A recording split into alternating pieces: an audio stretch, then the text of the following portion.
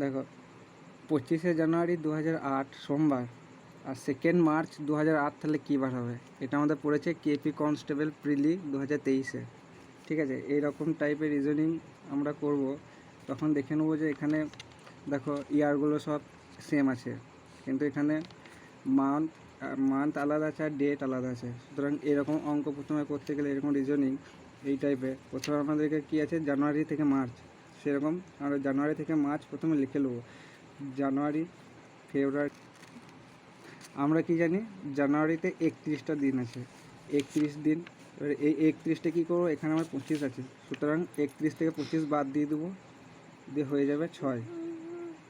এখানে ফেব্রুয়ারি মাসে আমাদের দেখো একবার 28 দিনও হয়, কখনো 29 দিন হয়। 29 কখন হয়, যখন লিপ ইয়ার থাকে। এবং লিপ ইয়ার দেখো এখানে আমাদের 2008টা কিন্তু লিপ ইয়ার, এই 2008টা লিপ ইয়ার, সুতরাং এখানে 29 দিন। এবং 29 দিনের অড ডে নিশ্চয়ই তোমরা জানো। এই অড ডে আমরা বার করি কীভাবে, নাকি 29 ভাজিত 7, এটা কী করবো, 7 3 7 4 28, এই যে ভাগ শেষটা থাকবে সেটা হচ্ছে অড ডে।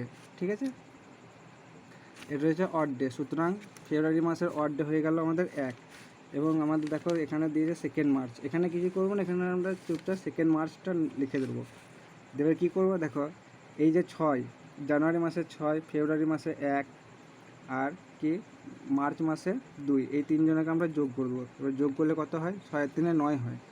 এবার এই 9-এর আমরা অড বার করব। ঠিক আছে, অড ডে। এবার আমরা আগেই জানলাম যে অড ডে কীভাবে বার করতে হয়, নাকি 7 ভাজিত 9, 7 একে 7, দেখো 2, এই যে 2টা হয়ে গেল অড ডে, অড ডে। ঠিক আছে, সুতরাং 2 আমাদের হয়ে গেল অড ডে। এবারে 2 অড ডে মানে কি, আমাদেরকে বলেছে কী বার, সোমবার।